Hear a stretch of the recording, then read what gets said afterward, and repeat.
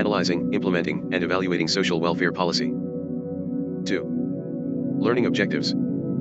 Identify ways that politics can intervene at each step of the policy analysis process. Explain problems that can occur in policy implementation and why policy implementation is not a more rational activity.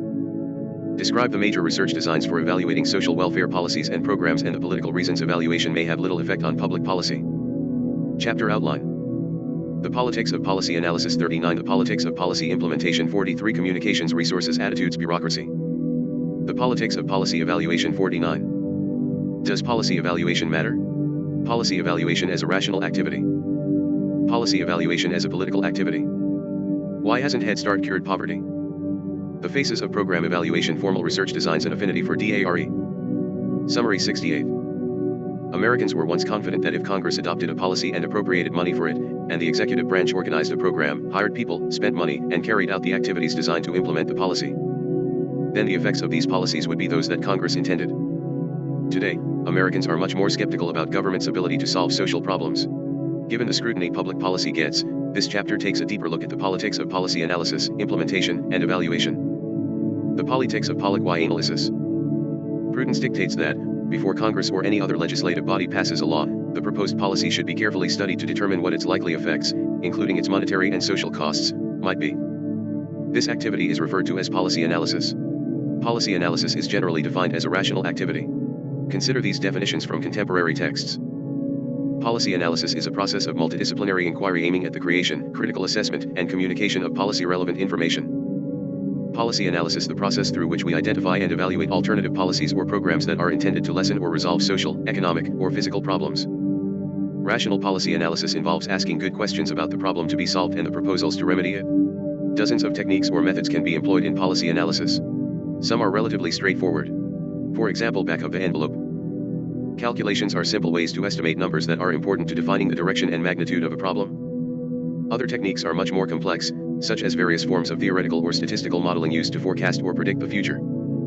For example, Social Security officials predict the future of the program based on different sets of assumptions about how well the economy will perform, how the demographic composition of the population is expected to change, and other factors. Analysts often provide side-by-side comparisons of policy alternatives to help decision-makers and the public compare and contrast various policy proposals. In totalitarian regimes, such comparisons are not necessary, or if they are used, the analysis is clearly one-sided in favor of the government leader's preferred policy.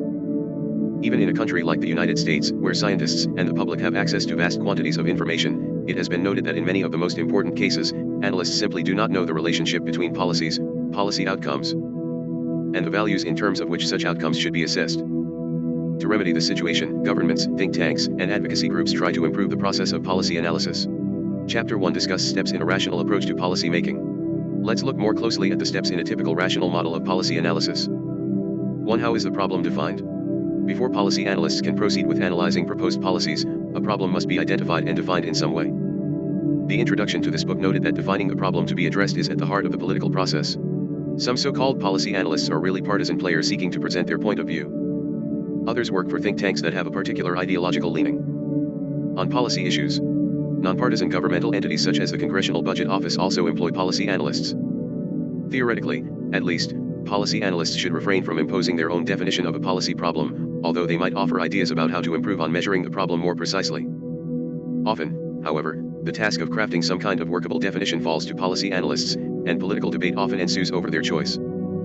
Even seemingly modest or subtle changes in how a problem is defined can have far-reaching effects, sometimes unintended, on whether a policy solution gains broad public acceptance, whether policymakers adopt it, and how its effectiveness is measured once implemented.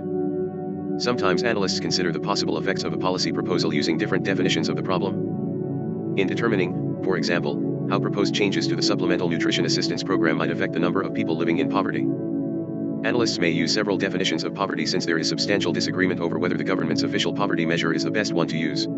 Some groups are still likely to contend that the definitions used were deficient or do not reflect their views. Some problem indicators are readily available, although most are subject to a certain amount of error. Other times, information is difficult to acquire because a population is hidden, e.g., people who use for drugs or are homeless, or a problem is so recently identified that hard data are difficult to obtain. Of course, data can also be manipulated or certain points emphasized to promote a particular point of view. All these factors must be considered in defining a problem. 2. What is the nature or cause of the problem? It is not enough to know how many people are affected by a problem. To effectively connect policy solutions to a problem, it is often necessary to know what social, economic, political, environmental, health, or other conditions spawn the problem. Why, for example, are so many people with disabilities unemployed? Is it because they feel their disabilities are too severe to engage in gainful employment, they fear losing public benefits, or that employers do not see that they can do the job? Social problems often defy simple explanations. Multiple forces often interact to cause a problem, but politicians and others often portray these problems in rather simplistic terms. Policy analysts face challenges in explaining complex situations in ways that most of us can understand. In providing background or context to aid in understanding social welfare problems, it is also helpful to identify whether the problem has increased, decreased, or remained constant over time, and to identify the causes of any changes. For example, in addition to knowing whether the number of uninsured Americans has grown, we want to know what segments of the population are most likely to lack health insurance and why this is so. Here, too, different explanations often vie for political attention. 3. What are the proposed policy alternatives and what do they intend to accomplish? Is the desire to change people's physical or economic condition, for example, to increase the cash income of those who are poor, to provide decent housing for inner-city residents, to reduce child maltreatment, or to improve the health of older adults? Or is the program designed to change knowledge, attitudes, or behavior, for example, to provide job skills, to improve literacy, to prevent drug use, unwanted pregnancy, or sexually transmitted diseases, or to increase awareness of legal rights? If several different effects are desired, what are the priorities among them? Policymakers and policy advocates often come to the table with very different ideas about how to solve a policy problem and what the end result should be. For example, in the debate over cash versus in-kind services to address the nutritional needs of low-income Americans, in-kind benefits won out because of the concerns of those who thought cash might be used for other purposes. Even today, when electronic benefit transfer has replaced paper coupons for delivering nutrition benefits, the emphasis is on ensuring that recipients obtain food rather than having sufficient income to purchase life's necessities. This may seem like a subtle difference, but it is an important distinction in public assistance policy that analysts must consider. The form that benefits take is just as important as providing a benefit because issues of control and preference can determine how the benefit will be administered and the extent to which it will be used. A consideration of policy alternatives not only concerns what goods, services, privileges, rights, or other benefits people might receive, it must also include how these benefits will be distributed and who will be responsible for seeing that the policy is carried out. A novice might think that government should make it as easy as possible for people to get benefits for which they legitimately qualify. This book contains examples showing this is often not how social welfare policy and programs are designed. The policy analyst's job is to consider the different effects, pros and cons each policy alternative might have. Of course, policymakers may already have firmly held beliefs about how things should be done. Some communities or states are more innovative than others. For example, housing first options provide publicly supported residences to people with alcohol problems who are still drinking. When policy ideas are more innovative or creative, it might be more difficult for policy analysts to predict their outcomes. The analyst's work is even more difficult when the policy under consideration is as controversial as housing first programs. In comparing alternatives, policy analysts as well as policymakers and policy advocates often consider how other governments have addressed the problem, including how successful or unsuccessful these efforts have been. For example, after seeing that some states were extending benefits to youth exiting the foster care system after they reach age 18, other states decided they might be able to remedy some of the problems these youth experience as they move into adulthood. In this way, policies often diffuse to other locations. Some policies translate well from one jurisdiction to another, others do not. For example, a ban on sleeping in public parks might work better in communities that have a substantial number of beds in homeless shelters. It might prove devastating in areas where shelters are in very short supply. The policy analyst may interview experts or officials in the jurisdiction of concern to get their opinions on factors to consider and their views on what effects, if any, a proposed policy might have. Policy analysts consider many factors that involve critical thinking as much as purely technical skills. 4. To what extent will the proposed policies address the need? Identifying target groups means defining the segment of the population for whom the policy is intended. The target group may mean all those in need or a segment of that group. Public programs may help to ameliorate need, but they rarely eradicate social welfare problems. In analyzing policy proposals, analysts generally try to determine how many people will benefit from or otherwise be directly affected by the proposed policy. For example, in healthcare reform debates, estimates are usually made of the number of Americans who would be covered under the various policy proposals offered by Democrats and Republicans. Once these numbers are publicized, claims will be made that members of the different political parties are being more sensitive to the needs of those who currently have no health insurance. Often analysts with the best intentions don't agree on what the likely effects of proposed policies will be.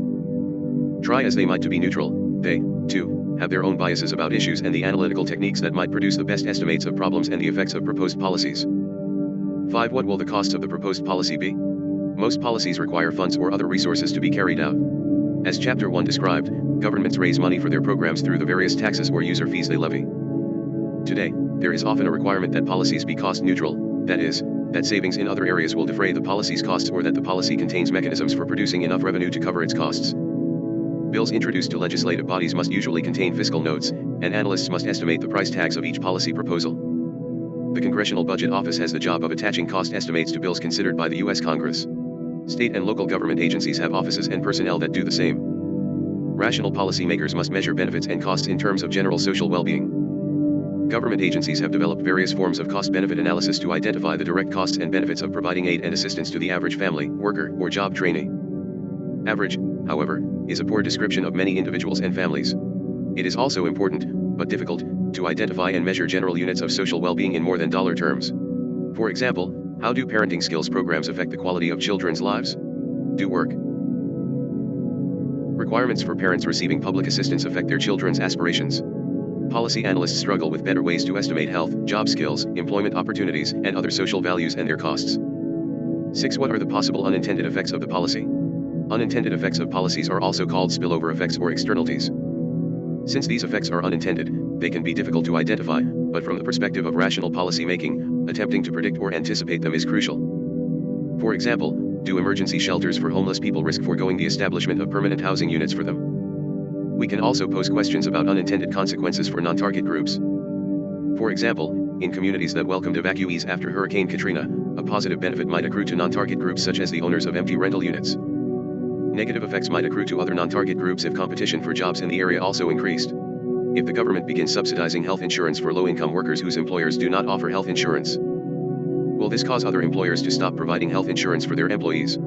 Policy analysts often face the difficult task of predicting the extent to which these phenomena might occur. Analysts should also consider effects that might be called unintended but really represent hidden policy agendas. For example, in an effort to control illicit drug use, were policies that require stiffer sentences for drug crimes promoted as a boon to private prison industry expansion? 7. What recommendations might be made with regard to the proposed policy? Finally, analysts may be asked to make recommendations or suggestions for improving a policy. For example, they may be asked how the policy can be better targeted to meet the needs of those in the direst circumstances. Or in the health insurance example above, they might be asked to suggest how the policy might be modified to deter employers from dropping their health insurance benefits for employees. Virtually any recommendations analysts make are subject to counterclaims or different points of view. Anticipating this, the Independent and Nonpartisan Government Accountability Office offers government agencies that are the subject of its reports the opportunity to respond to its analyses and suggestions. Their responses are included in the GAO's reports. The extent to which policymakers consider the work of policy analysts as they debate proposed legislation will vary from situation to situation. As policymakers engage in the political process, the proposed legislation the analysts originally studied may look quite different from what legislators agree on in the end, that is, if they agree on anything at all. The politics of policy implementation. Many problems in social welfare policy arise after a law is passed in the implementation process. Policy implementation includes all the activities designed to carry out the intention of the law, creating, organizing, and staffing agencies to carry out the new policy, or assigning new responsibilities to existing agencies and personnel, issuing directives, rules, regulations, and guidelines to translate policies into specific courses of action. Directing and coordinating both personnel and expenditures toward the achievement of policy objectives, and monitoring the activities used to carry out the policy. Assess your There is always a gap, sometimes small, sometimes very large, between a policy decision and its implementation. Over the years, implementation scholars have taken an almost cynical view of the process. Our normal expectation should be that new programs will fail to get off the ground and that, at best, they will take considerable time to get started. The cards in this world are stacked against things happening, as so much effort is required to make them move. The remarkable thing is that new programs work at all. Why isn't implementation a more rational activity? Why can't policies be directly implemented in decisions about organization, staffing, spending, regulation, direction, and coordination? The many obstacles to rational implementation can be categorized in terms of communications, resources, attitudes, and bureaucracy. Communications. Effective policy implementation requires that people running a program know what they are supposed to do. Directives give meaning to policy. Rather than being clear, directives are often vague, inconsistent, and contradictory. Moreover, directives may not be consistent with the original intention of the law, allowing people who disagree with the policy to read their own biases into programs. The U.S. Department of Health and Human Services, a major federal government agency, is divided into many offices that are responsible for administering hundreds of social welfare programs. These programs affect every state, community, family, and individual in the nation. The DHHS constantly struggles with maintaining accurate communications. Many other federal agencies also administer social welfare programs. All federal, state, and local bureaucracies face communication problems. Generally, the more decentralized a program's administration is, and the greater the number of layers of administration through which directives must flow, the less likely it is that policies will be transmitted accurately and consistently. Take the Temporary Assistance for Needy Families Block Grant Program. The federal government establishes broad TANF guidelines, and each state sets many of the rules of the program. Whatever their advantages may be, prompt, consistent, and uniform policy implementation is not usually found in such decentralized structures. Frequently, Congress is deliberately vague about public policy. Legislative bodies may pass vague and ambiguous laws largely for symbolic reasons to reassure people that something is being done to help with a problem. In these cases, Congress and the President may not really know exactly what to do about the problem. They delegate wide discretion to administrators who act under the authority of broad laws to determine what, if anything, actually will be done. Often, Congress and the President want to claim credit for the high-sounding principles enacted into law, but do not want to accept responsibility for any unpopular actions that administrators must take to implement these principles. It is much easier for political leaders to blame the bureaucrats and pretend that government regulations are a product of an ungovernable Washington bureaucracy. Policies and related communications can also conflict with one another. As part of the 2002 Farm Bill, Congress authorized states to increase access to the food stamp program by simplifying application and recertification processes. However, to keep error rates low and avoid financial penalties the federal government might impose, states often require more documentation from applicants and recipients than federal law requires. Such cumbersome. Figure 2.1. Application and recertification processes deter rather than increase program access. 10 other efforts, such as the move from stamps to electronic benefits transfer cards, have sought to reduce the stigma associated with using these benefits, but a 2009 study found that this had no significant effect on the food stamp program caseload. 11. Resources. Even if policy directives are clear, when administrators lack the resources to carry out these policies, implementation fails. A crucial resource is funds, the money needed to implement new policies. Sometimes new policies require only limited funds to implement, but many new policies and programs seem doomed to fail because insufficient resources are allocated for startup and maintenance functions. An example is the lack of subsidized child care placements available in some communities to ensure that parents who are eligible for TANF are able to obtain and maintain employment. Offices and equipment needed to implement policy may be difficult to acquire. Programs must have staff with the proper skills to carry out their assignments and with the authority and facilities necessary to translate a paper proposal into a functioning public service. Government agencies commonly claim that problems with implementation arise from undersized staffs. Often this is true. Personnel must also have the skills necessary for the job. Consider that convicted sex offenders are often required to get treatment. There may not be enough highly skilled therapists available to provide this treatment, even if treatment programs were adequately funded. In highly innovative and experimental programs, there may be no ready-made reserves of people who are trained for the program and who know what to do. Yet there is always pressure to show results as quickly as possible to ensure the continuation of the program the next year. Sometimes, government agencies lack the authority to implement policy. Even agencies with the necessary authority may be reluctant to exercise this authority because of the adverse political repercussions that might ensue. Rather than order local agencies, private corporations, or individual citizens to do something or take them to court for non-compliance, higher-level officials may consult with them, ask for their cooperation, or appeal to their sense of public duty. Agencies or administrators who must continually resort to sanctions will probably be unsuccessful in the long run. One tactic of opponents, even after they lose the fight over the actual policy in Congress, is to try to reduce the size of the budget and staff that is to implement the policy. The political battle does not end with the passing of a law. It continues each year in fights over resources to implement the law. This has certainly been the case with the Legal Services Corporation, an agency that provides legal aid in non-criminal cases to low-income people. The Reagan administration wanted to abolish the LSC and appointed members to the LSC board that shared these sentiments. When Congress refused to cut the corporation's budget further, the board actually hired lobbyists to press the lawmakers for less money. 12 opponents to the Obama administration's healthcare reform legislation have used legal challenges to dismantle the bill. Attitudes. Administrators and program personnel who sympathize with a particular policy are likely to carry it out as policymakers intended. When the attitudes of agency administrators and staff personnel differ from those of the policymakers, the implementation process can be anything but smooth. Because administrators always have some discretion in implementation, their attitudes toward policies have much to do with how a program is implemented. When people are told to do things with which they do not agree, inevitable slippage will occur between a policy and its implementation. Generally, social service personnel enter the field because they want to help people, especially those who are aged, poor, disabled, or otherwise vulnerable. There is seldom any attitudinal problem in social agencies in implementing policies to expand social services. But highly committed social service personnel may find it very difficult to implement policies to cut back or eliminate social services. Conservative policymakers are aware of the social service orientation of the welfare bureaucracy. For example, they do not believe that welfare administrators really try to enforce work provisions of welfare laws. They believe that the welfare bureaucracy itself is directly responsible for much of the caseload growth over the years. They see social welfare program administrators as a major obstacle to policies designed to tighten eligibility, reduce overlapping benefits, or encourage work. For example, claims have often been made of laxity in the process of determining which students are eligible to receive free or reduced price lunches. Point 13. In government agencies, it is generally impossible to remove staff simply because they disagree with the policy. Direct pressures are generally unavailable. Pay increases are primarily across the board, and promotions are infrequent and often based on seniority. If those who implement policy cannot be convinced that the policy is good for their clients or themselves, perhaps they can be convinced that it is less offensive than other alternatives policymakers might impose. Bureaucracy. Despite widespread distaste for the word bureaucracy, 14, virtually all public functions are handled by this type of organization. All of us have been frustrated at times when dealing with bureaucracies, from public ones like the Internal Revenue Service to private ones such as insurance companies. These situations may be even more frustrating to those who are ill, disabled, or have little formal education. The federal bureaucracy makes major decisions about public policy implementation. There are about 2 million civilian employees of the federal government. 15. This huge bureaucracy has become a major base of power in the United States, independent of the Congress, the President, the courts, or the people. Bureaucracies do more than fill in the details of congressional policies, although this is one power of bureaucratic authority. Bureaucracies also make important policies on their own by proposing legislation for Congress to pass, writing rules, regulations, and guidelines to implement laws passed by Congress, and deciding specific cases in the application of laws or rules.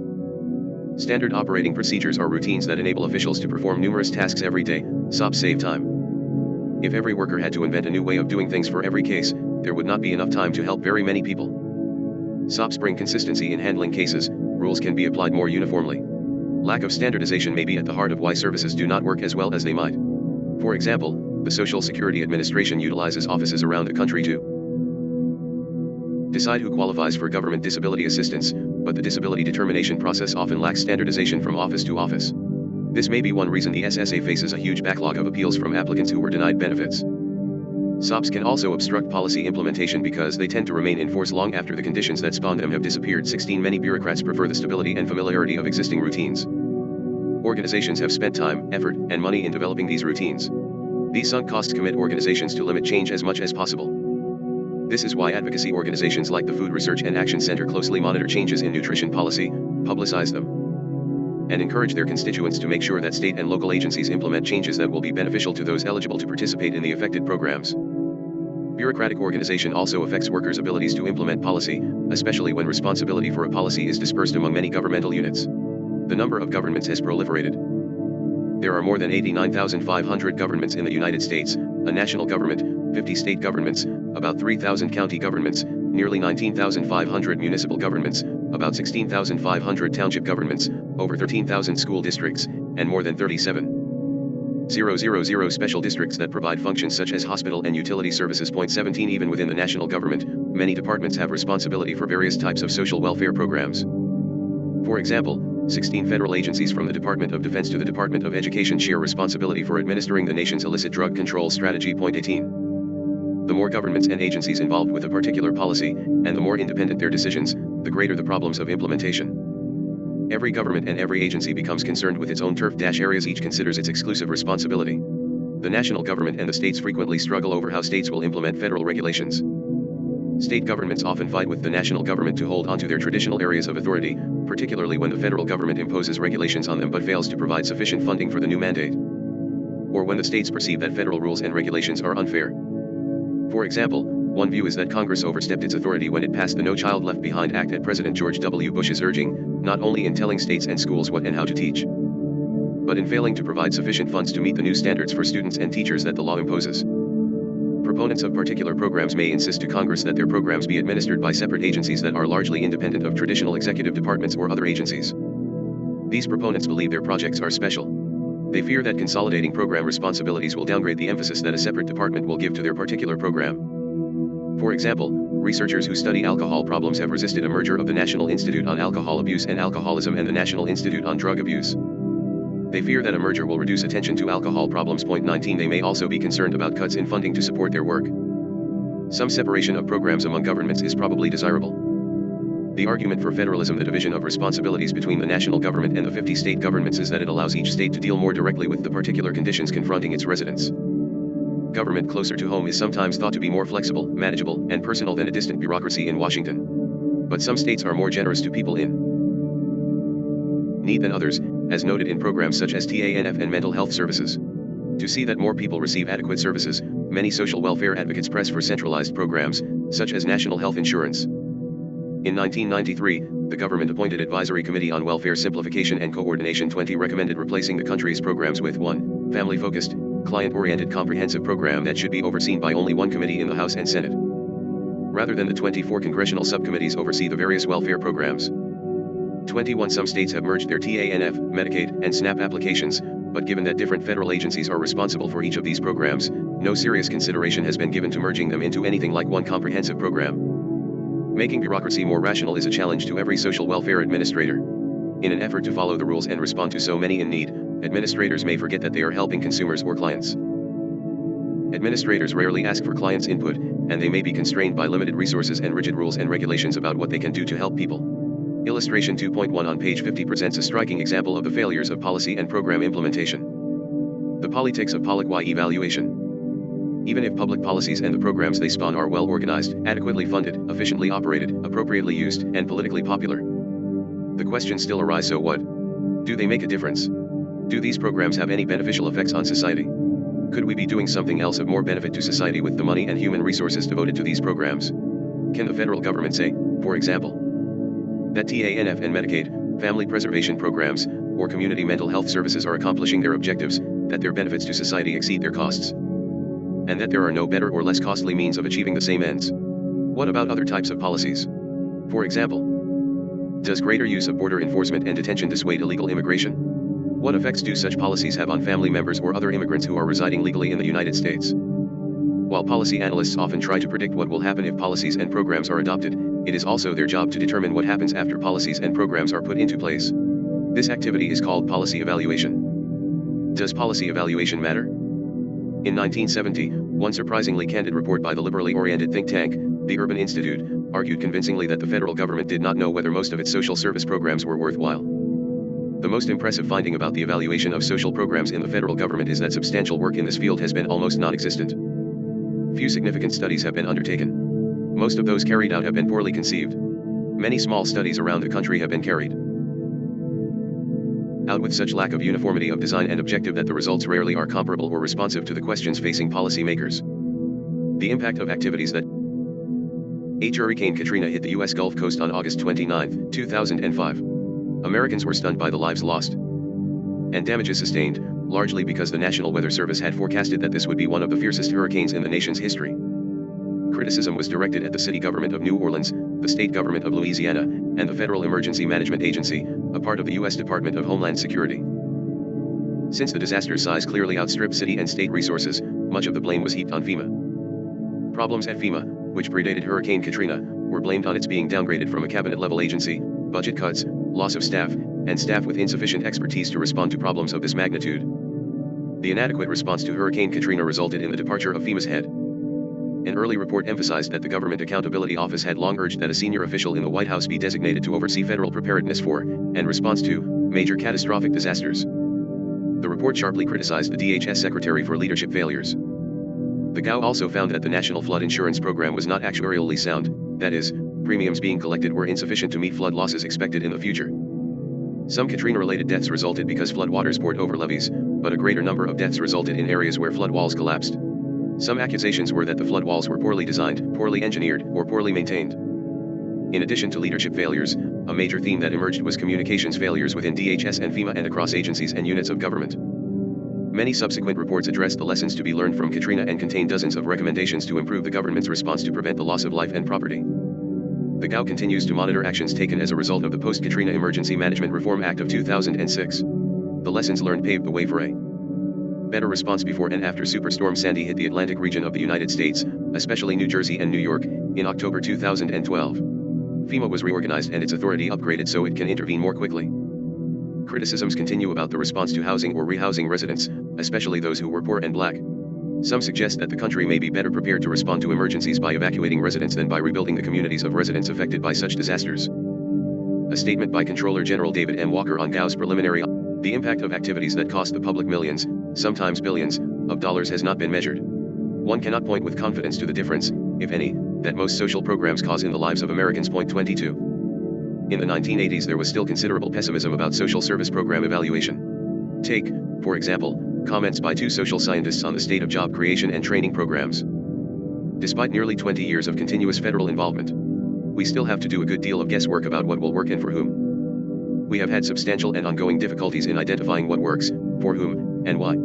This has been, in large part, because of an unwillingness on the part of Congress and policymakers to allow for adequate experimentation in the delivery of employment and training services. Point 23. In the 1990s some people were more optimistic about the future of program evaluation. According to a New York Times story lauding evaluations of job training programs. Recent experiments designed and monitored by the Manpower Demonstration Research Corporation, a nonprofit organization spun off from the Ford Foundation in 1974, have had enormous impact on the direction of welfare reform. And with admirers in high places, the experimenters are likely to influence everything from the design of public schools that work to so-called managed competition in healthcare. 24. Evaluation science has continued to grow, and along with it the number of people prepared to conduct rather sophisticated program evaluations. Still, in 2008, Carol Weiss, who has had a long career in program evaluation, wrote, "Despite all the exhortations, admonitions, and blue ribbon reports, there is widespread agreement that social science research has not generally had major influence on policy or practice." Point 25. Why is this the case? Why don't policymakers pay more attention to what the evidence says about policy evaluation? Weiss attributes the lack of productive collaboration between research and policy to various shortcomings.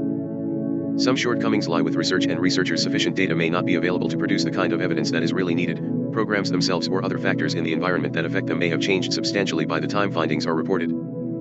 Findings are often not clear-cut, and findings from different program evaluation studies often contradict each other, leaving the directions for social policies and programs less than clear. Policymakers are often anxious for results because the political agenda and re-election are often uppermost in their minds. Researchers, policymakers, and program administrators have different agendas, and each group speaks a different language. But with people's lives hanging in the balance and with the price tags that accompany programs in the 21st century, Americans need far more definitive information about what social policies work, for whom they work, and why they work. The need for improved program evaluation is especially great because of the proliferation of social programs, the size of some of these programs, and competing demands for scarce public dollars. Large-scale, methodologically rigorous, scientific evaluations of social programs are costly. The National Institute on Alcohol Abuse and Alcoholism spent at least $25 million on Project Match, which compared the effectiveness of 3 psychosocial treatments for alcoholism. 26 NIAAA followed this with another ambitious study to determine whether certain medications in combination with behavioral therapy can increase the effectiveness of alcoholism treatment.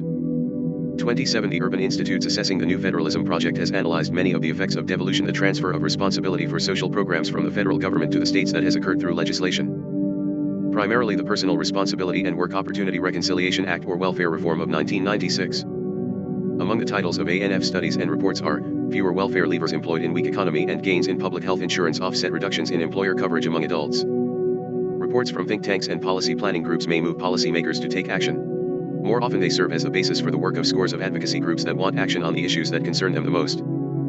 Policy evaluation as a rational activity. Evaluation scholars understand that policy and program evaluation takes place in a political environment, but they define evaluation as a rational activity. Take a look at these definitions from classic texts. Evaluation research is viewed by its partisans as a way to increase the rationality of policy making. With objective information on the outcomes of programs, wise decisions can be made on budget allocations and program planning. Programs that yield good results will be expanded, those that make poor showings will be abandoned or drastically modified. Point 28. Program evaluation is the use of social science research methods to systematically investigate the effectiveness of social intervention programs. It is intended to be useful for improving program and social action aimed at ameliorating social problems. Point 29. These rational definitions of policy evaluation assume that the goals and objectives of programs and policies are clear, that we know how to measure progress toward these goals, that we know how to measure costs, and that we can impartially weigh benefits against costs in evaluating a public program. Of course, evaluation scholars recognize that policy and program evaluations take place in a political environment, but they also want evaluation to be a more rational activity. Ideally, evaluation would address questions about program needs, conceptualization and design, monitoring, impact, and utility, and efficiency. 30 These questions form a series of 5 steps or phases in a comprehensive, rational evaluation. The first 2 steps are similar to those in the model of policy analysis described earlier, defining the problem and identifying its nature and causes, but often the policy analyst must work very quickly while evaluators sometimes have the luxury of more lengthy periods of study. In a perfect world, policy evaluators would first conduct a carefully executed needs assessment to identify the target group. In other words, How many individuals, families, schools, communities, or other entities would need or benefit from a policy, program, or service? In some cases, governments already collect such social indicators. For example, each year the Substance Abuse and Mental Health Services Administration conducts a survey to determine how many people have alcohol, drug, and mental health problems, how many received treatment, how many did not receive treatment, and the reasons they did not get treatment. When such indicators are not available, analysts might use a proxy measure, or they may need to collect their own data. Decisions about what data to collect are important in order to determine the depth and breadth of the problem. Who will collect data and how it will be collected are other matters to consider. For example, will professional interviewers be asked to do this, or will the needs assessment be better served if members of a community of concern are trained to undertake the task? From the rational evaluator's perspective, the second step is identifying a rational or logical response to the problem.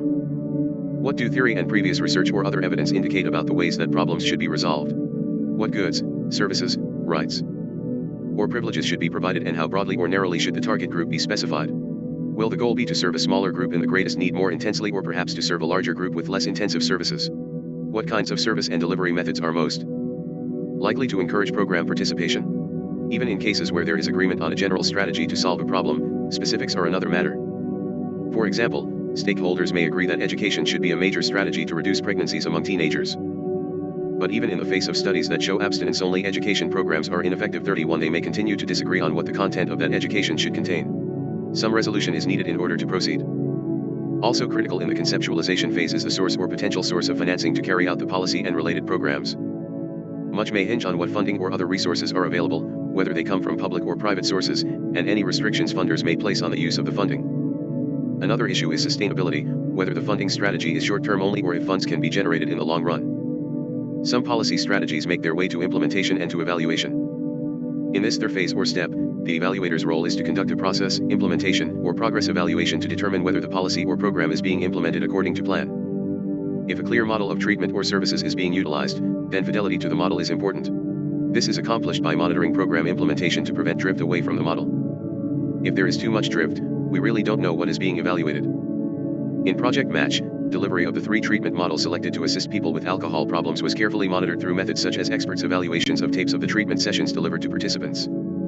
Opponents of policies and programs may try to affect a policy or program by encouraging drift. Rather than wait until members of the target population have completed a program, process evaluation is used to determine whether interim or short-term goals are being met and whether the expected number of target group members are participating in the program. Modifications may be needed if the program is not progressing as expected. However, few decent implementation studies are conducted because they are often tedious and time-consuming, and there is more interest in knowing the final results. Illustration 2.2 contains an example of an implementation evaluation. If the program is attracting many more participants than anticipated, funds or resources may be depleted much sooner than expected. In these cases, determinations may be made as to whether eligibility rules will be tightened or another approach will be used to mete out services. In other cases, a new program may have difficulty attracting participants. More efforts may be needed to get the word out or address questions or concerns that referral sources or potential participants may have about participating. Sometimes the obstacles are due to the time, location, or setting of services. Other times more substantial modifications may need to be made in program rules or strategies to engage participants. For example, programs are being evaluated to determine whether more people obtain services for mental health and substance abuse problems if they are provided in primary healthcare settings than mental health or substance abuse treatment programs, which can carry substantial stigma. Policy and program evaluations often become moving targets because they must account for changes midstream. The fourth step is outcome or product evaluation. This is what most people really want to know: did the program produce its intended effect? In making these identifications and measurements, policy outputs should not be confused with policy impacts. Benefits should not be measured in terms of government activity alone. For example, the number of clients served or the number of units of services provided are not really measures of the impact of government activity. We cannot be content with counting how many times a bird flaps its wings, we must learn how far the bird has flown. In assessing impacts, we must identify the changes in individuals, groups, and society that public policies and programs bring about. Measuring impacts, both positive and negative, on target and non-target groups is essential, although more effort is usually focused on measuring what happened to the target group. The fifth step in the policy and program evaluation process is assessing cost, benefit, and efficiency. Policymakers are constantly looking at ways to save money. One example is considering whether co-payments have substantial effects on reducing unnecessary use of publicly funded healthcare services. Cost-benefit studies are often difficult to conduct. Considering all possible effects is a challenge, as is obtaining the necessary data, especially if long-term program effects are being discerned. Perhaps the most difficult problem confronting evaluators is weighing costs against benefits. Benefits may be measured in terms of bettering human conditions, greater educational attainment, longer lifespans, better nutrition, steady employment, and so on. Costs are usually measured in dollars, but many of the values of education, health, or self-esteem cannot be measured in dollars alone. Cost savings are not the only goals that society wants to achieve.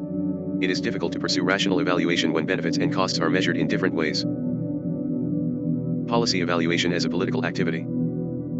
The Smaller Learning Communities program was established in response to growing national concerns about students too often lost and alienated in large, impersonal high schools, as well as concerns about school safety and low levels of achievement and graduation for many students. Authorized under the Elementary and Secondary Education Act, the SLC program was designed to provide local educational agencies with funds to plan, implement, or expand SLCs in large high schools of 1,000 students or more.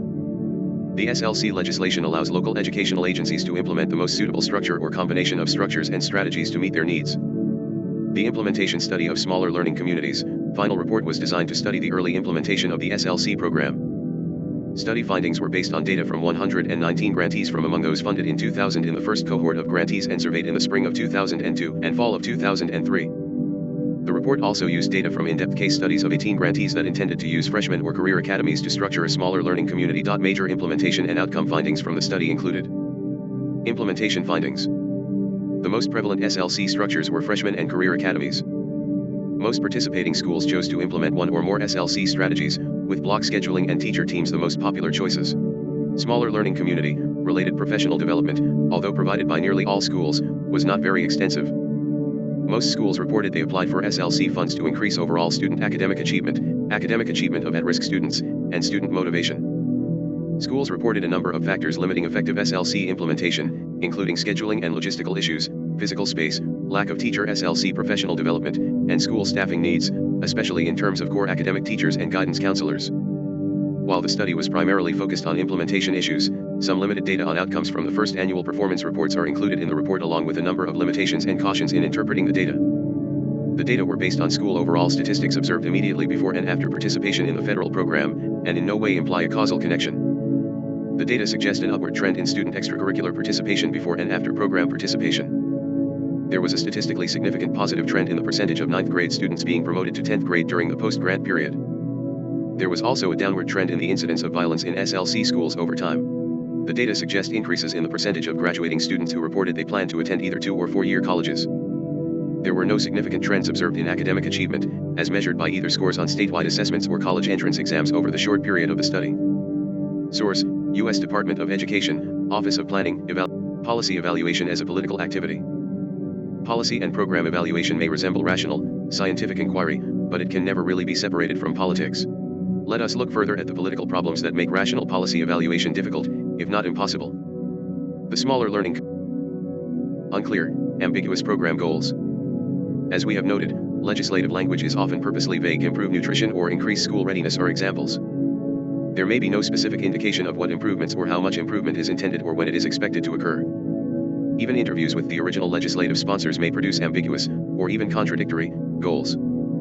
There is also confusion between policy ends and policy means. 34. If the goal of welfare reform is to reduce dependence on welfare, does it mean that researchers should be measuring how many people left the public assistance rolls, how many got jobs, or how many are no longer poor, have health insurance, child care, or other resources? A rational response might be that we should measure all these indicators. But advocates for reduced welfare spending and smaller government will focus on how many have left the rolls, while advocates of expanded social welfare programs will focus on the number who have left the rolls and are still in poverty. When policy analysts and evaluators must define the goals or outcomes themselves, the political aspects of policy evaluation can become even more pronounced. In addition, unless there are clear specifications for when reports will be issued and who will follow up on this, programs may not be well monitored for results. Symbolic goals. Many programs and policies have primarily symbolic value. They are not designed so much to change social conditions as they are to make groups feel that their government cares. Of course, an agency does not welcome a study that reveals its efforts have no tangible effects.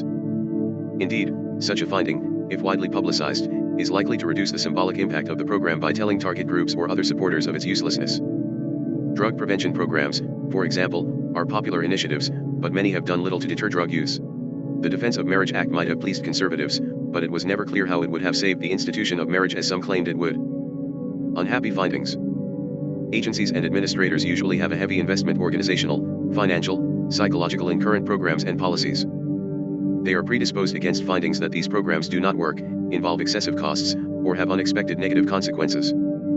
If a negative report is issued, the agency may adopt a variety of strategies to offset the findings, as suggested in illustration 2.3, what to do if your program receives a negative evaluation. Furthermore, a program that promises to meet a recognized national need, for example, to eradicate poverty or cover prescription drug costs but actually meets only a small percentage of that need, may generate great praise at first but bitterness and frustration later when it becomes known how insufficient the impact really is.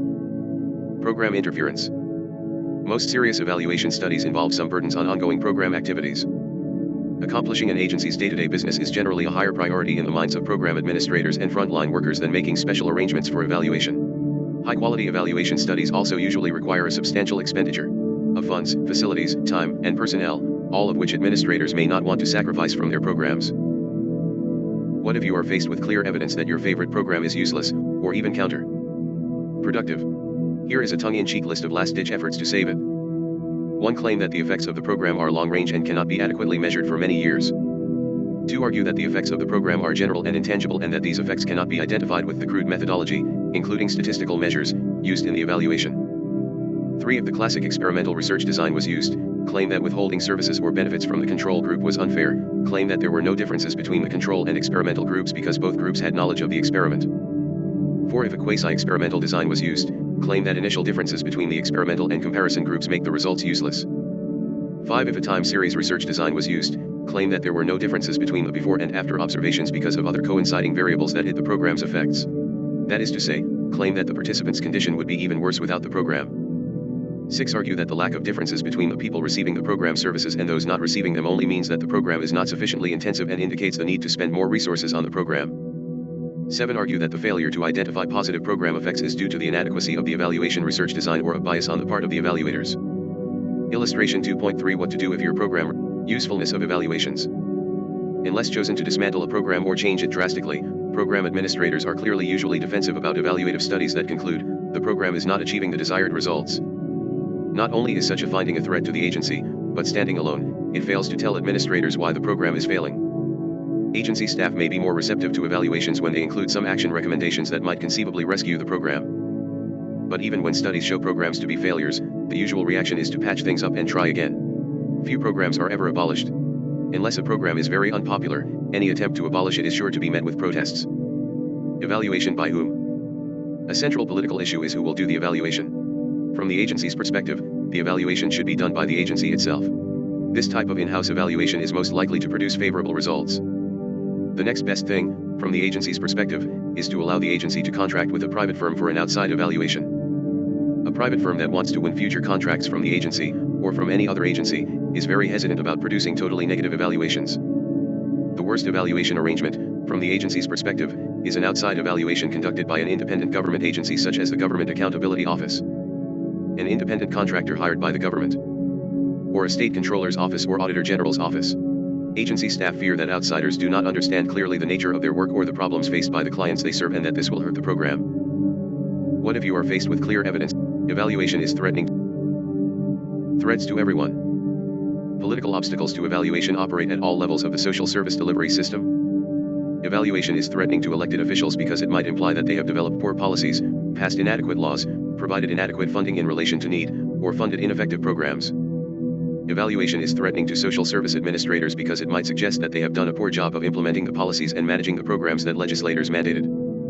Evaluation is threatening to social service workers because it might indicate that they are not adequately skilled in delivering and providing social services to clients. Finally, evaluation can be threatening to clients because the process may invade their privacy, place additional pressure on them in times of personal crisis, and make them feel even more conspicuous about receiving social services. Why hasn't Head Start cured poverty? Head Start is a very popular social welfare program. In some circles, Head Start is known as much for the evaluations that have been conducted of it as it is for the program itself. Let's consider those studies as an example of the politics of policy evaluation. As part of President Lyndon Baines Johnson's War on Poverty of the 1960s, substantial funding was earmarked for the Head Start preschool program. By the late 1960s, over 500,000 children were enrolled throughout the country. Some communities expanded Head Start to full-time programs and also provided children with health services and improved daily diets. Politics, evaluation, and Head Start. Head Start programs were very popular, but were they really making a difference? Understandably, Head Start officials within the Office of Economic Opportunity were discomforted by the thought of a formal evaluation of their program. They argued that educational success was not the program's only goal. Child health and nutrition and parental involvement were equally important goals.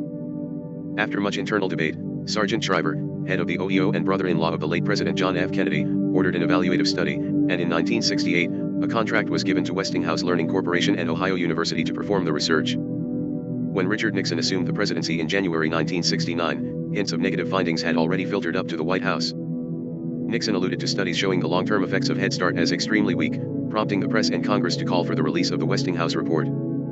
The researchers had randomly selected 104 Head Start projects across the country to participate. 70% were summer projects, and 30% were full-year projects. Children who had gone on from these programs to the first, second, and third grades in local schools were matched on socioeconomic background with children in the same grades who had not attended Head Start. The children were given a series of standardized tests covering various aspects of cognitive and affective development. The parents of both groups of children were also matched on achievement and motivation. The unhappy results can be summarized as follows. Summer programs did not produce improvements in cognitive and affective development that could be detected into the early elementary grades, and full-year programs produced only marginally effective gains for certain subgroups, mainly black children in central cities. However, parents of Head Start children strongly approved of the program. 35 Head Start officials reacted predictably in condemning the report. Liberals attacked the report believing that President Nixon would use it to justify major OEO cutbacks. The New York Times reported the findings under the headline Head Start report held full of holes. It warned that Congress or the administration will seize the report's generally negative conclusions as an excuse to downgrade or discard the Head Start program. 36.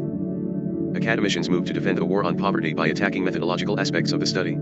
In short, scientific assessment of Head Start was drowned in a sea of political controversy.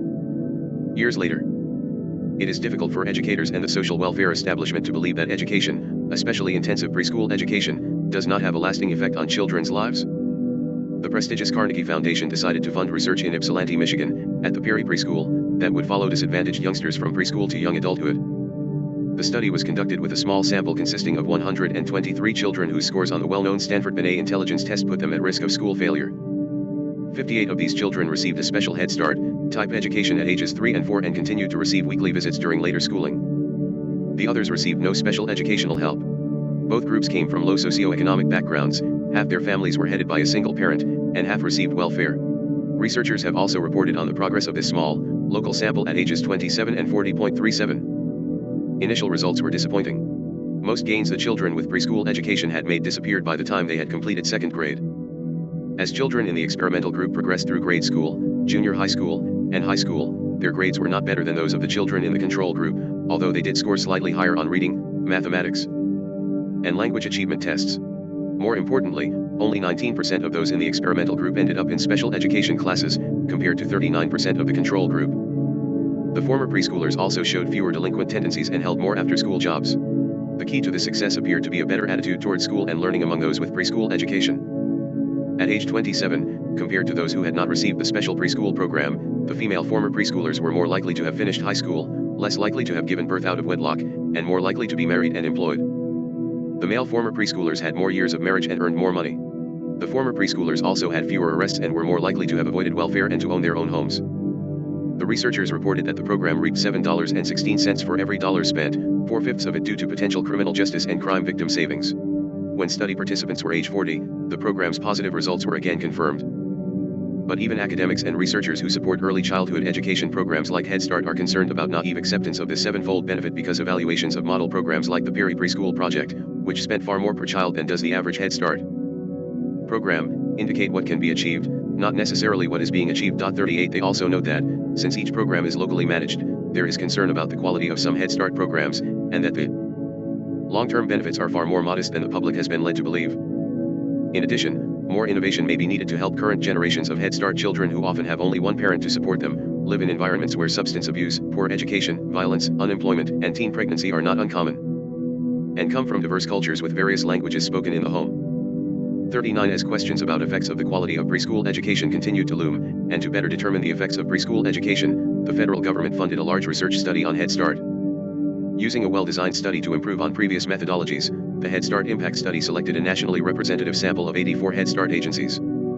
The 5,000 children studied were 3 and 4-year-olds who were eligible for Head Start but had not previously enrolled. The children were randomly assigned to a group that had access to Head Start or to a control group that could enroll in other early childhood programs their parents selected but not Head Start. Similar to other Head Start studies, the researchers found there were initial positive impacts from having access to Head Start, but by the end of third grade there were very few impacts found for either cohort in any of the 4 domains of cognitive, social-emotional, Health and parenting practices. The few impacts that were found did not show a clear pattern of favorable or unfavorable impacts. Point 40. With regard to quality, the researchers said, we find little evidence that quality matters to impacts of Head Start using 3 quality measures, 5 outcomes, and several years. The one exception is that for the 3-year-old program entrants, low exposure quality, defined as less exposure to academic activities during Head Start participation, produces better behavioral impacts in the short run than more exposure to academic activities. Even so, there is no indication that either high-quality Head Start or low-quality Head Start in any dimension leads to program impacts lasting into 3rd grade. Point 41. 2 individuals who have studied Head Start once warned against thinking of it as a panacea for poverty and cautioned against strengthen our national investment in Project Head Start if this investment is not accompanied by the continuation, improvement, and expansion of the other services and institutions that affect Head Start children and families. 42. There are many arguments for providing universal preschool education for children. Among them is providing a safe environment for children while their parents work. As discussed in Chapter 7 of this book, many other developed countries make far greater investments in services for young children whether or not their parents work. The phases of program evaluation. Most governments make some attempt to assess the utility of their programs. These efforts usually take one or more of the following forms. Public hearings. Public hearings are one type of program review. Legislative committees often ask agency heads to give formal or informal testimony regarding their program's accomplishments. This usually occurs near budget time. At other times, hearings are called due to a crisis or scandal. For example, the head of the Federal Emergency Management Agency and others were called to testify before Congress after lives were lost and property was destroyed when Hurricane Katrina hit New Orleans and surrounding areas. The Secretary of Health and Human Services was called to testify about problems with the launch of the healthcare.gov website as part of the Affordable Care Act's implementation. Veterans Affairs officials testified about the long waits for treatment reported at some VA hospitals. House and Senate hearings that are televised and reported in the news can make government more transparent. They also allow members of Congress the opportunity to show constituents how concerned or outraged they are about the lack of attention to an issue, insensitive or inadequate treatment received, or inefficiency and poor management. This can result in even more political rancor. Other government entities also request input from service providers or members of the public. For example, in 2009, the U.S. Sentencing Commission held hearings in several cities on the 25th anniversary of the Sentencing Reform Act of 1984 and invited judges, attorneys, probation officers, academics, and others to testify on how sentencing guidelines are working and how they think the policy should be modified.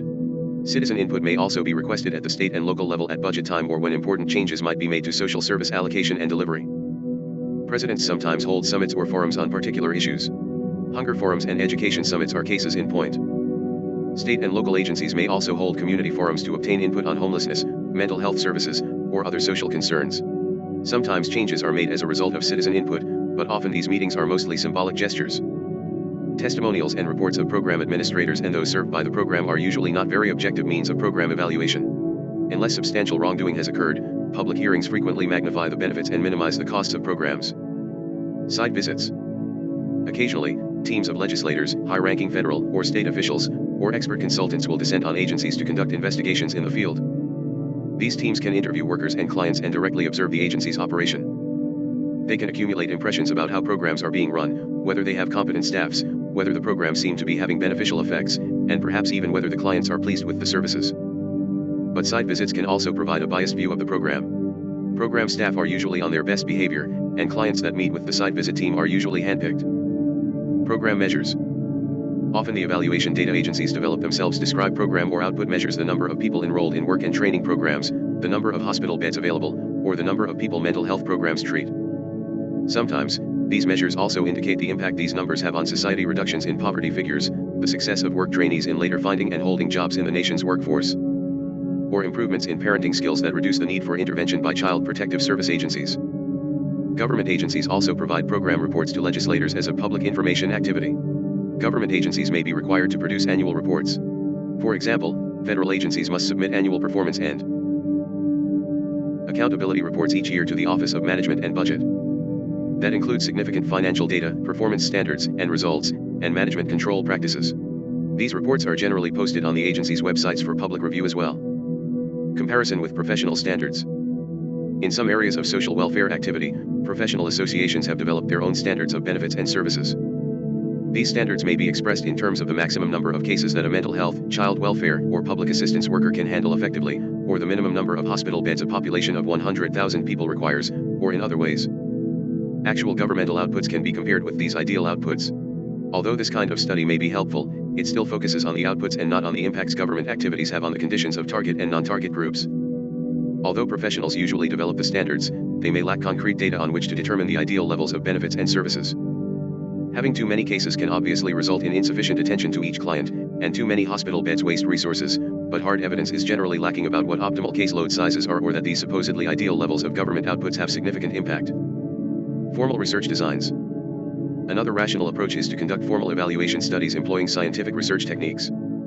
Classic experimental design. In many social scientists' opinion, 43 the most highly regarded, although least frequently used, approach in policy and program evaluation is the classic experimental design. This design employs two groups, an experimental group and a control group, that are theoretically equivalent in every way except that the policy or program is applied only to the experimental group.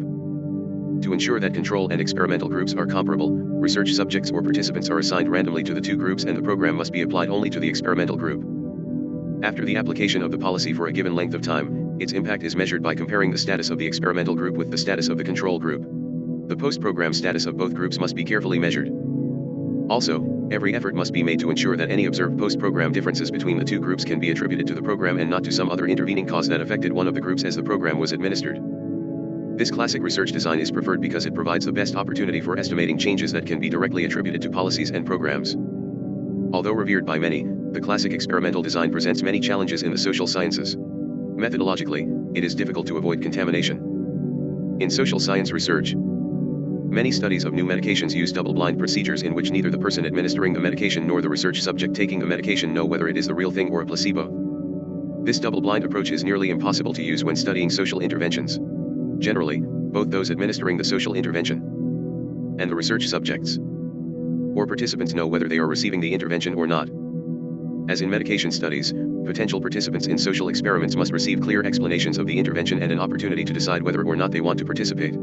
If they do enter the study, participants in social experiments can usually withdraw at any time. Theoretical evaluation. Controlled experiments are sometimes called reductionistic because they focus on narrowly defined interventions and narrowly defined outcomes. As Elizabeth Shore argues, controlled studies may not be well suited to studying complex interventions offered to individuals who face myriad problems and changing life circumstances. 44 She recognizes the difficulty of breaking with the dogma of experimental designs, because, as another evaluation expert, Robinson G. Hollister, said, it is like the nectar of the gods when it comes to evaluation. But Shore believes that some evaluation alternatives, although providing less certainty about cause and effect, can offer both rigor and relevance. If there is hope for bridging the gap between rational evaluation and politics, maybe the model of theoretical evaluation Shore suggests will help. This approach begins with interested parties, like social service personnel, working together with evaluators to develop a conceptual map or logic model.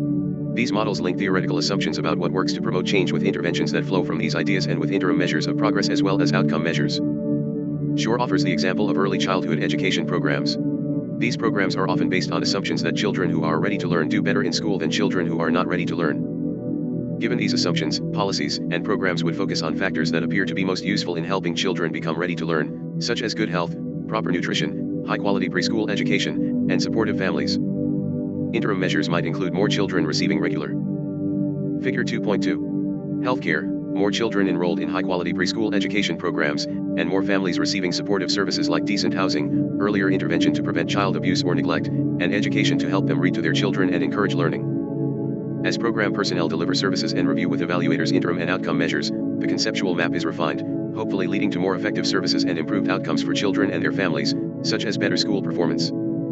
Another reason to consider methods like theoretical evaluation is that even when one wants to conduct controlled experiments in public policy, it is frequently impossible to do so because sometimes the human beings involved cannot be placed arbitrarily in experimental or control groups just for the sake of program evaluation. Indeed, if experimental and control groups are really identical, the application of public policy to one group of citizens and not the other may violate the equal protection of the laws clause of the 14th Amendment to the U.S. Constitution. In addition to legal issues, differential treatment of people with the same social problems raises ethical concerns.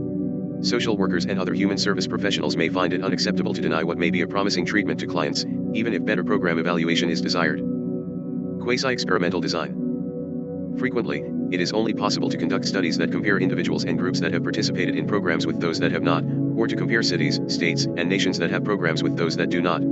Comparisons are made of the Figure 2.3. Extent to which the groups that participated in the program achieved the desired goals in relation to those groups that did not participate. Such studies are called quasi-experimental. Because subjects are not randomly assigned to experimental and control groups, researchers cannot be certain that the two groups were alike before the experiment began. They must try to eliminate the possibility that any difference between the two groups in goal achievement was caused by some factor other than experience with the program. For example, the employment records of job program participants may be compared with those who did not participate. Following the quasi-experiment, if the job program group did not have higher employment rates and greater earnings than other groups, it may be because the job program participants were less skilled to begin with. If they were more successful, it may be because the job program officials creamed off or cherry-picked the local unemployed and enrolled only those who already possessed skills and job experience. Thus, quasi-experimental research designs, like most social science research, still leave room for discussion and disagreement about the utility of social welfare programs. Pre-test post-test design. Another type of research design involves a comparison of conditions before and after a policy or program has been adopted. Usually only the target group is examined. This design may be the only choice in jurisdictions where no control or comparison group can be identified. Sometimes an entire city or state or the nation is exposed to the same policy, for example, a change in tax rates, the speed limit, or minimum drinking age. The simplest before-after or pre-test post-test study involves taking one measure before the program is implemented and one after the program is administered, but this is a very weak research design. Time series design. When several observations are made both before and after a policy or program is implemented, this is generally referred to as a time series or longitudinal design. New or innovative programs sometimes have short-term positive effects. The novelty of the program or the target group's knowledge that is being given special treatment and being watched closely may create measurable changes, known as the Hawthorne or Figure 2.4 halo effect. These positive effects may disappear as the program's novelty and enthusiasm for it wear off. In other cases, it may take a long time for policy and program effects to be realized. Due to constraints of time and money, time series designs that involve collecting data from many individual program participants are rarely conducted. Such studies are easier to conduct when available data can be compared before and after policy implementation. Unless a time series design includes a control group, it is very difficult to know whether any changes that might have occurred were due to the program itself or were a result of other changes occurring in society at the same time. For example, a program evaluator may be faced with the problem of determining whether increased employment among former TANF recipients was due to stiffer work requirements, improved job services, or improved economic conditions that expanded the number of jobs available. An affinity for DARE. Even rigorously conducted research does not end controversy over social programs. A recent example of how programs flourish even in the face of negative evaluations concerns the popular drug abuse resistance education program. 45 The idea that children may use drugs strikes fear in the hearts of parents. Sources like Monitoring the Future and the National Survey on Drug Use and Health, both ongoing surveys funded by the federal government, provide data that substantial numbers of youth at least experiment with alcohol, and to a lesser extent with other drugs. For example, 15% of 8th graders, 34% of 10th graders, and 45% of high school seniors report they have tried marijuana at least once. 46 This type of information has given rise to a spate of drug prevention programs. Throughout the 1970s, most drug abuse prevention programs were educational in nature, directed at adolescents, and implemented through the schools. Early programs. Figure 2.5. Time series research combined information with scare tactics. These programs were generally so ineffective that the federal government's Special Office for Drug Abuse Prevention denounced them. 47 In fact, SODAP was so disillusioned that it temporarily banned funding for drug information programs. Lacking evidence of effective information approaches, interest grew in effective approaches and other alternatives. Effective approaches assume that adolescents will be deterred from using drugs if their self-esteem and interpersonal, decision-making, and problem-solving skills are improved. Recreational activities, community service, and involvement in the arts were stressed as ways of providing meaningful, fulfilling experiences that would deter drug use. These methods also proved ineffective.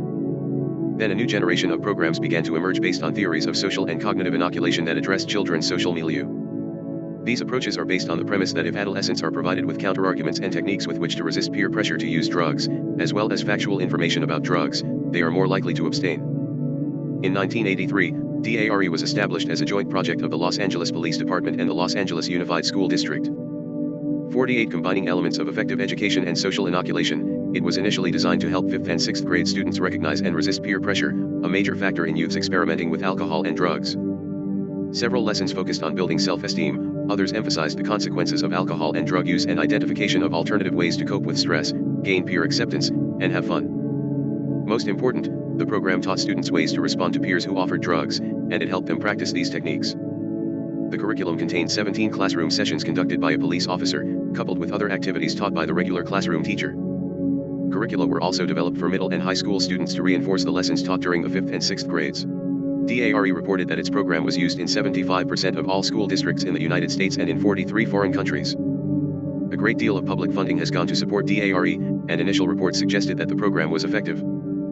but a later study funded by the U.S. Department of Justice and conducted in 1994 by the widely respected Research Triangle Institute found the program ineffective in preventing or reducing drug use.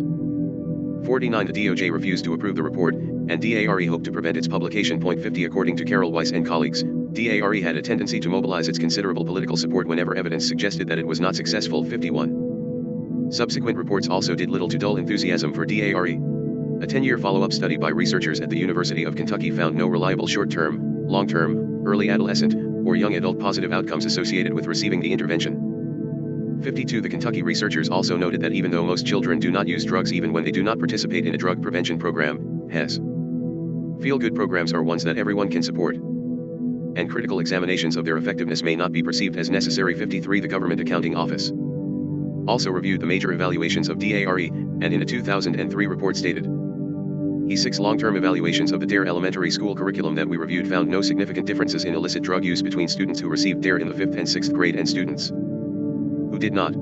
All of the evaluations suggested that DARE had no statistically significant long-term effect on preventing youth illicit drug use. Of the 6 evaluations we reviewed, 5 also reported on students' attitudes toward illicit drug use and resistance to peer pressure and found no significant differences between the intervention and control groups over the long term. 2 of these evaluations found that the DARE students showed stronger negative attitudes about illicit drug use and improved social skills about illicit drug use about 1 year after receiving the program. These positive effects diminished over time. 54. Thus, the scientific community came to recognize the approach as ineffective. Some schools dropped DARE, but because of the program's already extensive, established network, the prestigious Robert Wood Johnson Foundation invested nearly $14 million to allow DARE to test a new curriculum called Take Charge of Your Life. TCYL was designed to help middle school students develop life skills such as communication, decision-making, assertiveness and refusal skills that would help them refrain from alcohol and illicit drug use and appreciate the risks of tobacco, alcohol, and illicit drug use. 55. University of Akron researchers found that compared to students in schools that did not participate in TCYL participants were no less likely to use marijuana and slightly more likely to use alcohol and cigarettes by the 11th grade. 56. This time, DARE decided to replace TCYL with Keepin' It Real, a prevention program on the Substance Abuse and Mental Health Services Administration's National Registry of Evidence-Based Programs and Practices. 57. President Barack Obama proclaimed April 8, 2009, National DARE Day, recognizing the organization's efforts to prevent drug use, gang involvement, and violence. 58. As Americans have learned how difficult it can be to remedy social problems, especially in a society where people often differ on the definition of the problem to be solved and its solutions. Policy analysis, implementation, and evaluation are important steps in the process of remedying social problems. They involve more than just technical skills. They are as political as any other steps in the policy process. Policy analysts face difficult tasks because they must contend with the different problem definitions and policy proposals that competing interest groups favor. They also face challenges in predicting the consequences of policies given data constraints and rapidly changing social environments. When it comes to implementation, those who administer social welfare policies and programs are often faced with determining the intent of social policies, which is not always clearly defined in legislation. Other problems in policy implementation may include obtaining sufficient resources, overcoming negative attitudes toward a program, and seeing that bureaucratic structures do not prevent the program from operating smoothly. Those who evaluate policies and programs also face technical and political challenges. A rational, scientific approach to evaluation includes identifying and ranking program goals and objectives, developing ways to measure these goals, identifying target groups and non-target groups that might be affected, measuring tangible and intangible program effects, and measuring direct and indirect program costs. The difficulties of engaging in these tasks are magnified when there is strong political support for or opposition to a program. Programs often continue even in light of negative findings. Recall what you learned in this chapter by completing the chapter review. Discussion questions and class activities. 1. Invite a policy analyst and/or policy evaluation researcher to discuss his or her work focusing on the political as well as rational aspects of policy and program evaluation research. 2. Read a few policy briefs developed by organizations such as the Urban Institute, Brookings Institution, Hoover Institution, Cato Institute, or other think tank. How do they compare with one another? You may wish to write a policy brief of your own on a topic of special interest to you. 3. In the wake of Hurricane Katrina, Americans were stunned by the loss of life and the damage sustained. Read accounts of what happened and discuss whether Katrina was a failure of policy implementation with regard to bureaucracy, communications, leadership, resources, and/or other failures. What policies should have been in place to prevent this type of situation from happening? What happened to community residents and communities in the decade following the disaster? 4. Spend some time observing or volunteering on a policy or program evaluation study being conducted by a researcher at your college or university, or interview the researcher about the study. What points raised in this chapter does the project illustrate? Is the study a controlled or quasi-experiment? Is it a longitudinal study? Are there tensions between what the funders Want from the evaluation and what the researchers think should be studied. Are clients, program administrators, or others anxious or reluctant to participate in the evaluation? 5. Find a policy or program evaluation study in the literature on a topic of interest to you. Who conducted the study? What did the study find? Critique the study from a methodological perspective. For example, was a control group used? Was it possible to have a control group? Do the findings suggest a clear direction for policy? Does the article indicate whether any policy or program modifications were made following the study? If there has been outside attention to the evaluation, how have scholars and the public received it? Resources. 1. American Enterprise Institute for Public Policy Research is a nonpartisan, not-for-profit organization that conducts research and education on government, politics, economics, and social welfare. It is considered a conservative think tank. 2. Brookings Institution is a nonprofit public policy organization that conducts research and provides recommendations to foster democracy, security, and opportunity for Americans and a cooperative international system. It is perhaps the nation's oldest think tank and may be considered centrist in orientation. 3. Center on Budget and Policy Priorities conducts research and analysis on proposed budget and tax policies and focuses on policies that alleviate poverty and help low-income families and individuals. It may be considered to have a liberal orientation. 4. The Congressional Research Service is a legislative branch agency under the Library of Congress that provides policy and legal analysis to U.S. congressional committees and Congress members. 5. Government Accountability Office is an independent, nonpartisan government agency charged with providing Congress with timely, objective information on government-funded programs, services, and activities.